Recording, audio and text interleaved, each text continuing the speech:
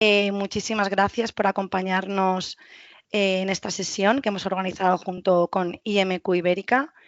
Para que quienes no conozcáis FEDAI, nada, simplemente que llevamos más de 40 años representando a empresas del sector de la iluminación.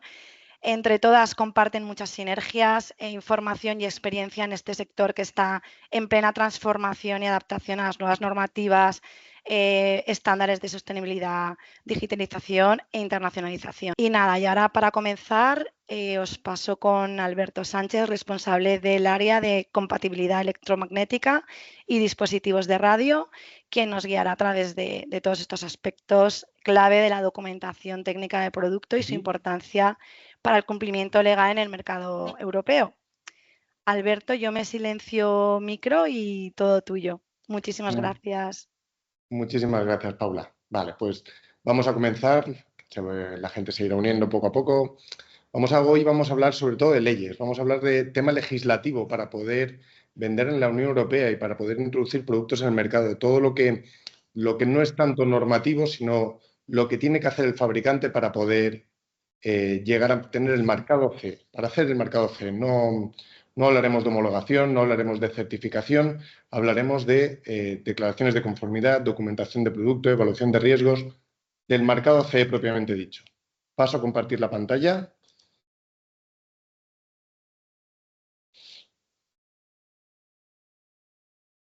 Vale. Muy bien, pues como hemos comentado, vamos a empezar con eso, el expediente técnico de construcción, análisis y lo que será la declaración de conformidad. Primero hablaremos de eso, el marco legislativo. Estamos hablando de leyes. Esto tiene el rango de una ley, es un real decreto. No es una ley propiamente, pero será un real decreto. Y de toda la documentación que nos marcan ese real decreto, esa directiva europea, que tenemos que hacer para nuestro producto para poder vender en la Unión Europea. Luego pasaremos a unos pequeños comentarios cosecha nuestra de la experiencia que llevamos de muchos años y unas consultas que como ha dicho Paula, nos pasaréis por el chat o en cualquier caso me lo podéis pasar por mail, os lo compartiré al final. Vale, ¿qué es el marcado CE? ¿Y por qué tenemos que poner marcado CE? El marcado CE tiene que ir en esto, en cualquier producto que vaya a comercializarse en la Unión Europea. Unión Europea y países asociados, quiero decir. Noruega no es de la Unión Europea, pero sin embargo lo reconoce. Suiza, pues en la mayoría de casos sí. Turquía también son países asociados que reconocen el marcado CE. Hay acuerdos marco entre los dos países para reconocerse. Muy importante este punto. Es responsabilidad del fabricante declarar la conformidad del producto. No es el laboratorio el que declara conformidad, es el propio fabricante el que dice yo le pongo el marcado CE a mi producto y con ello estoy diciendo que cumple la legislación para poder vender en la Unión Europea. No somos el laboratorio el que os decimos tenéis que poner el CE de esta manera en vuestra etiqueta para poder cumplir. Esto no lo marca un laboratorio. Nosotros realizamos ensayos. El marcado CE es responsabilidad del fabricante. ¿Para qué estamos los laboratorios? Esto lo veremos después. ¿Qué necesitamos para poner el marcado CE? Conformidad del producto con requisitos esenciales, no con normativas, con los requisitos esenciales que marcan la legislación, las directivas. Las directivas no te marcan tienes que cumplir que el producto no llegue a 100 grados para no quemarte. No, te dice que tiene que ser seguro. Luego habrá que ver cómo demostrar que es seguro. Determinará si es necesario un organismo notificado, alguien de fuera que esté revisando toda tu documentación y diga tu producto es conforme, tendrás que preparar la documentación técnica de producto, que incluye declaración de conformidad y todo lo que vamos a hablar ahora, y por último elaborar la declaración. La declaración es lo último que tenemos que hacer, una vez que ya sabemos que nuestro producto es conforme. Y es muy importante para el mercado CE la fecha de introducción en el mercado. Esto supongo que que dentro de todos los que estamos aquí, pues habrá fabricantes, habrán importadores, habrán representantes autorizados, habrán representantes legales, todas estas figuras que se llaman autoridades legales dentro de las diferentes directivas, todas tienen una responsabilidad y todas tienen un momento de marcar la fecha de introducción en el mercado. Todo eso también lo veremos. ¿Qué son las directivas? Tenemos que conocer primero qué directivas no son de aplicación. Hay muchas, no hay un listado oficial. Aquí en este enlace que podréis ver hay un grupo de directivas, pero desde las que nosotros dominamos, que son las de seguridad eléctrica, las de compatibilidad electromagnética, equipos de radio, sustancias peligrosas, hasta de pues, ascensores, equipos que funcionan a gas. Hay muchas directivas que son para cada producto y eso será lo primero que necesitaremos poder identificar qué directiva le aplicamos para ver lo siguiente, qué requisitos esenciales son los que tendremos que evaluar para cumplir.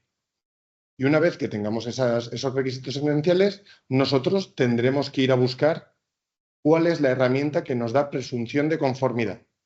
Presunción de conformidad es una frase muy importante, porque cada una de las directivas va a tener una normativa armonizada. Una normativa armonizada de la Unión Europea, que la Unión Europea dice, si usas esta norma EN para ensayar tu producto, como esa norma yo la he armonizado bajo mi directiva, con eso os doy presunción de conformidad. Con esto ya, una vez que tú lo indiques en tu documentación técnica de producto, con eso ya se supone, porque hay que evaluar algunos aspectos más, que tú ya tienes presunción de conformidad, ya tu producto es conforme para venderse. Decimos normas como reglamentos, también hay reglamentos armonizados para algunas directivas, no tiene por qué ser todo normativa. Importantes, las directivas son ley, se transpone una legislación nacional, la Unión Europea marca su directiva y nosotros la transponemos con ligeros cambios. Por ejemplo, de la directiva de seguridad eléctrica, para la transposición al Real Decreto, lo único que dice el Real Decreto español, del que no me es el código, porque siempre vamos a hablar con legislación europea, lo único que dice es que el idioma de la documentación técnica de producto debería estar en alguno de los idiomas del país, en este caso en español, se marca que tiene que estarlo. Es importante que tengamos conocer las directivas para determinar eso, su ámbito de aplicación, objeto y ámbito. Es el artículo 2 siempre de las directivas. Por ejemplo, para la directiva de baja tensión es muy sencillo. Te dice, pues, para material eléctrico, de manera general, que funcione entre unos rangos de tensiones. Y hay unas cuantas excepciones. Pero, por ejemplo, para la de compatibilidad electromagnética sí que es todo un poco más dudoso. Te dice que aplica a cualquier aparato de instalación fija con salvedades, como por ejemplo que no pueden generar o contribuir a las emisiones electromagnéticas y que sean pasivos y que sean... Todo esto hay que conocerlo. Por ello no es tan fácil saber cuál es la directiva que nos es de aplicación. Y estas son de las más sencillas. Luego eso, las normas armonizadas bajo directivas es la forma más habitual, pero no es la única, no tiene por qué ser la norma armonizada la que usemos. Nosotros podríamos tener un procedimiento interno para nuestro producto para decir, yo si sigo la normativa que yo me he hecho internamente para mí, yo con esto sé que mi producto va a cumplir los requisitos esenciales de la directiva y yo puedo decidir poner el marcado C respecto a estos ensayos que he hecho. No tienen por qué ser unos ensayos bajo ninguna de las normas armonizadas. Aquí os he puesto algunas de las directivas más comunes, sobre todo para que suenen, porque son las que nosotros solemos trabajar con ellas. Sobre todo, documentación que tenemos que elaborar es documentación técnica que acompañará al producto y tiene que estar a disposición de las autoridades de vigilancia de mercado. Autoridad de vigilancia es quien vaya a hacer una inspección a algún producto. Por ejemplo, imaginemos el caso de que de repente sabe las autoridades que se está introduciendo en el mercado un ventilador de suelo, un modelo de ventilador de suelo que va con una tecnología radio que no se permite apagar de alguna manera y sabe que no es normativo. Pues ellos van a hacer, la autoridad de vigilancia va a hacer inspecciones sobre ese tipo de productos. Y a quien haya introducido ese producto en el mercado le va a pedir su expediente técnico de construcción, su análisis de riesgos y su declaración de conformidad. Para antes de nada de poder ver si ese equipo es conforme o no, para revisar la documentación en la que nos hemos basado para poder declarar conformidad. Y pasamos ya al expediente técnico de construcción, el Technical Construction File. Se suele hacer en inglés porque así lo tenemos para todos los países de la Unión Europea y pocas veces no se acepta en España la documentación que no sea en inglés. Y estas son todas las partes que tiene que tener. Nombre, dirección, descripción. Todo esto es el índice que ahora vamos a tratar un poquito más en detalle. como son el nombre y dirección del fabricante o representante autorizado. Hemos dicho que son las autoridades que intervienen. No tiene por qué ser el fabricante propiamente del producto, porque el importador de un producto de fuera de la Unión Europea tiene la misma obligación de fabricante, lo dice la directiva. Si tú importas un producto, por ejemplo, de China, nosotros tendremos la consideración de fabricante y, por tanto, tendremos que hacer el expediente técnico de construcción. Una descripción del producto, identificación, el modelo, rango, todo esto. Pensemos que el expediente técnico de construcción, cuando lo hagamos, que idealmente se tiene que hacer antes de introducir el producto en el mercado, ya sabremos para qué modelo estamos haciéndolo. Modelo, rango de números de serie. Hay que identificar de una manera clara hacia qué productos va ese expediente técnico. Las instalaciones que intervienen en el diseño y fabricación, si por ejemplo nosotros lo importamos de China, pues tendremos que poner datos de dónde lo hemos traído. Si tenemos más de una fábrica, pues lo indicamos. Si tenemos diferentes instalaciones, sobre todo es para tener una trazabilidad del producto de cuando se está introduciendo en el mercado. En el caso de que usemos un organismo notificado, que es el que nos ha ayudado en la conformidad, pues tendremos que identificarlo también. El procedimiento de evaluación, si hemos usado directivas, con reglamentos, si hemos usado normas armonizadas, si hemos usado normas que no están armonizadas pero son más actuales y por tanto dan cumplimiento al producto porque lo hemos evaluado, todo lo que sea necesario. La declaración de conformidad es parte del expediente técnico de construcción. Muchas veces cuando la autoridad de vigilancia nos dice, por favor, dadme la declaración de conformidad del expediente técnico. En realidad tienen que ir los dos juntos, es una parte del propio Technical Construction File. Etiqueta de instrucciones, las instrucciones tienen que estar presentes, es una parte de toda la documentación que nosotros tendremos que poner al alcance de la autoridad de vigilancia. Los reglamentos o las normas, la lista de piezas, todo lo que conforma el producto. O sea, al final, el Technical Construction File es un documento interno nuestro a disposición de la autoridad de vigilancia. No es un documento que tiene que estar al alcance de todo el mundo. Igual que tampoco los deben estar los informes de ensayo. Para eso nosotros declaramos conformidad. El fabricante la declara porque él ya tiene su sistema de calidad y su manera de comprobar su conformidad al producto. Pero no tenemos que demostrarle a una persona, no deberíamos. Hay en casos que sí que nos lo piden y no queda otra manera para poder comercializarlo porque nos lo pide un representante nuestro. Pues no necesita saber que hemos usado ese micro para hacer la electrónica del producto. Luego, resultados de los ensayos. Los informes son parte, o en el caso de que no queramos incluir los informes porque lo usamos otro modo de conseguir declarar la conformidad, pues los cálculos.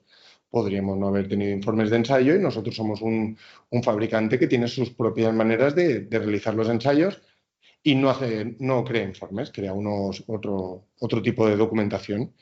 Y luego todo lo que se nos ocurra de documentación adicional. Si tenemos sistema de calidad 9001, también lo ponemos. Eso nos da, para el Technical Construction File, siempre da de que es una empresa que tiene más un sistema de calidad.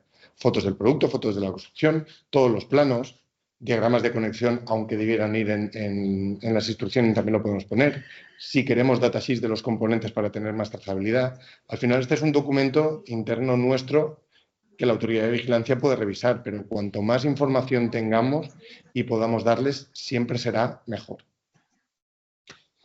Y luego dentro de la parte del Technical Construction File tenemos el análisis de riesgos, lo que es el Risk Assessment.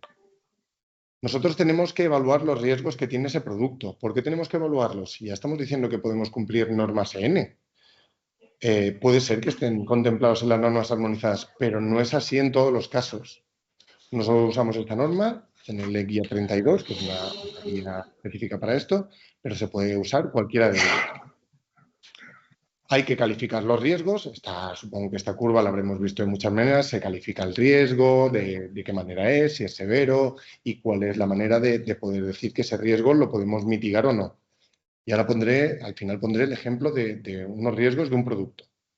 Este, por ejemplo, es un riesgo de una luminaria en el que nosotros pues, decimos la luminaria que puede pasarle, que el portalámparas esté incorrectamente fijado, pasa en uso normal, qué tenemos que hacer y decimos que el producto, en este caso, si es acorde a la norma que toca, en este caso una IEC, pues decimos que es conforme.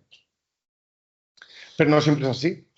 Por ejemplo, en este caso, riesgos en luminarias. Si una luminaria cumple esa norma, podríamos decir, la normativa de seguridad, que cumple todos los riesgos. Sin embargo, no tendría que ser, no tendría. ¿Por qué? Porque podríamos tener eso. Ozono para desinfección. Otro ejemplo muy particular, no suele pasar. Las tostadoras llevan una norma de seguridad eléctrica en la que la norma directamente no da presunción de conformidad, porque tiene una salvaguarda que dice que hay que marcar de alguna manera en tu análisis de riesgos de que si metes los dedos dentro de la tostadora te vas a quemar, porque es un riesgo para las personas. Y tú dentro de tu análisis de riesgos tienes que evaluar qué hacer para que avisar a la persona de que eso puede pasar, que puede ser en instrucciones, puede ser poner una etiqueta, puede ser de muchas otras maneras, pero eso lo tienes que poner en tu análisis de riesgos, en ver cómo das conformidad a ese producto que no está cubierto por la normativa europea. Es una cosa especial y pasan muy pocas normas.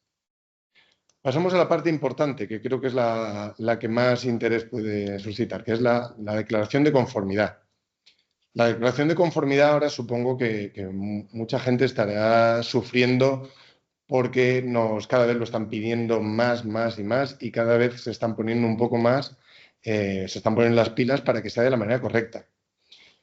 La declaración de conformidad no es un documento que sea libre. Tiene unas partes que tiene que presentar y que no podemos cambiar.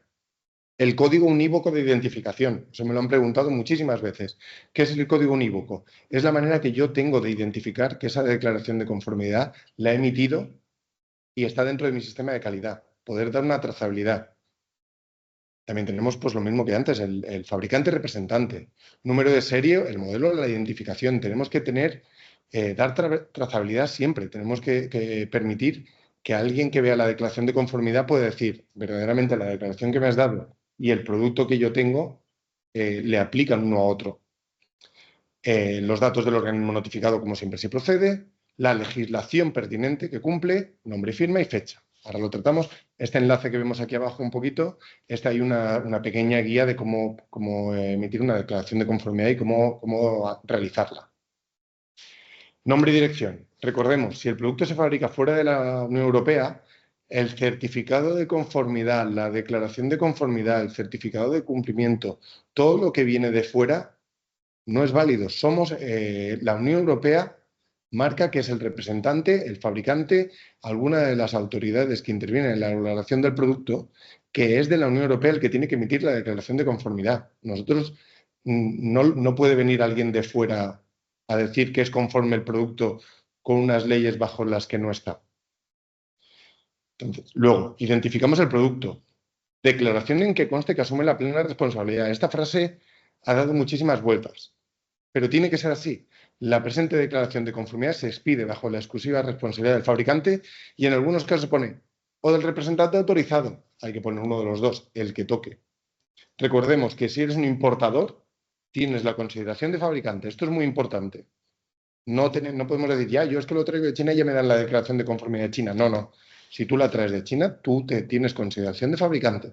Tienes que declarar que asumes la responsabilidad de la introducción al mercado. Los medios que identifican la trazabilidad, pues eso, puedes indicar un rango de fechas, un rango de números de serie. Lo puedes dejar abierto porque el producto está en fabricación. Los datos del organismo, lo de siempre, la legislación, importante, todas las normas y reglamentos con la edición de la norma, con la fecha. No podemos no decir con qué somos conformes. Si decimos que cumplimos la norma, por ejemplo, 60598, que es de luminarias, si no ponemos fecha, ¿qué quiere decir? Que cumplimos la del mismo día que emitimos la declaración, la anterior, la que todavía no ha salido pero está en un proceso de aceptación, hay que identificarlo. Nombre y firma, quién se hace responsable de firmarlo. Aquí no hay una directiva propiamente que te diga que tiene que ser el gerente, el director de calidad. Una persona que se haga responsable, alguien responsable de la empresa. Al final esa persona es la que está firmando diciendo este equipo cumple. Y la fecha en que se emite. La fecha en que se emite, porque es importante para tenerlo en cuenta con la fecha de introducción en el mercado. Unas cuantas consideraciones. Lo que hemos hablado muchas veces, ya lo he repetido y lo voy a seguir repitiendo.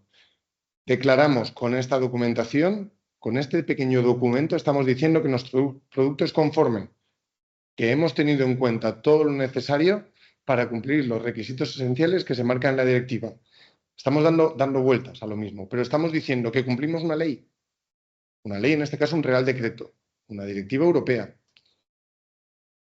La norma aplicada tiene que ser EN. Muchas veces expongo la IEC y ya está, la normativa internacional, pero puede no darse el caso y de hecho se da que, por ejemplo, la norma no se conforme. Nosotros hacemos la norma IEC pues es para todos los países y no cogemos las diferencias nacionales para cada uno de los países que pueda haber. Pues esa norma, cuando la norma se hace la edición de la EN para la Unión Europea, tiene sus propias consideraciones de, pues la clavija para Francia será de una manera, para España de otra. Podemos decir que nuestro producto es conforme a IEC. De hecho, por ejemplo, un fabricante chino nos dice, no, yo mira, mi cargador de móvil es conforme a IEC. Y llega aquí y resulta que no viene la clavija para vender en España. Y tú le has dicho, ostras, pero es que me has dicho que es conforme. Dice, sí, claro, a la IEC. Yo no he tenido en cuenta la EN para poder vender en España y para poder enchufarse en España. Y tenemos un problema. Por ello, tenemos que hablar siempre con normas EN y a ser posible que sean las más actuales y armonizadas. Nunca tendremos problema, nunca. En la mayoría de ocasiones no tendremos problema si la norma armonizada es una edición anterior y nosotros vamos a una edición más nueva. A mí no me ha pasado en ningún caso de que alguien me diga que le han dicho que tiene que ir a una norma anterior. Podría darse, pero normalmente trabajar siempre con la más actual. Pensemos que al tener, como estamos hablando de que son leyes, se armonizan, todo lo que es armonizar una norma nueva siempre es más largo que tener que el momento en que sale la nueva norma. La nueva norma o reglamento. ¿Vale? Y recordemos eso, la tiene que hacer alguno de los agentes económicos. No puede ser que lo haga un laboratorio de ensayo chino. No tiene validez. Luego vamos a hablar muy rápido. Esta transparencia es por si alguien se lo ha pedido alguna vez. Esto es el Supplier Declaration of Conformity. Ya está muy caído, va con una norma antigua IEC. Al final se solicitaba para eso, Australia y Nueva Zelanda. Está incluido porque antiguamente lo preguntaban bastante y siempre no está de más tratarlo. Al final es como una declaración de conformidad, pero solo para esos países. Y luego unos comentarios. He ido rápido para poder tener todas las preguntas necesarias. Recordemos, no será necesario realizar un expediente para cada modelo. Podemos agrupar para cada familia. Es una barbaridad. Si nosotros tenemos una familia de ordenadores, pues tener que hacer un expediente para cada ordenador. Pues probablemente hagamos uno pues para los sobremesas de este año o para los equipos all-in-one de este año, para lo que es necesario, para las luminarias o si tenemos una gama de electrodomésticos que son todos robots de cocina, pues para todos los robots de cocina hacemos una. Debe de estar en el idioma oficial del lugar de comercialización. Lo marca la directiva, no, lo marca la transposición de esa directiva a la legislación nacional. En la mayoría de casos está en inglés. Nadie te va a pedir que si lo vas a vender en Polonia tengas la declaración de conformidad en polaco. No te lo van a pedir. Vamos, a mí no me lo han pedido nunca. Siempre lo hemos puesto en inglés, no ha habido problema. Y la documentación la tienes que mantener 10 años desde el momento de la elaboración e introducción en el mercado del producto.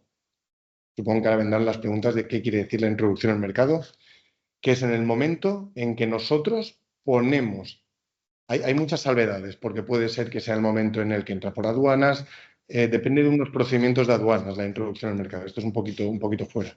Pero en el momento, si nosotros somos un fabricante que tenemos el producto aquí, en el momento que nosotros lo ponemos a disposición para la venta, o se lo vendemos a un tercero, es el momento de introducción al mercado y por tanto tendremos que tener la documentación técnica del producto a disposición de la Autoridad de Vigilancia del Mercado.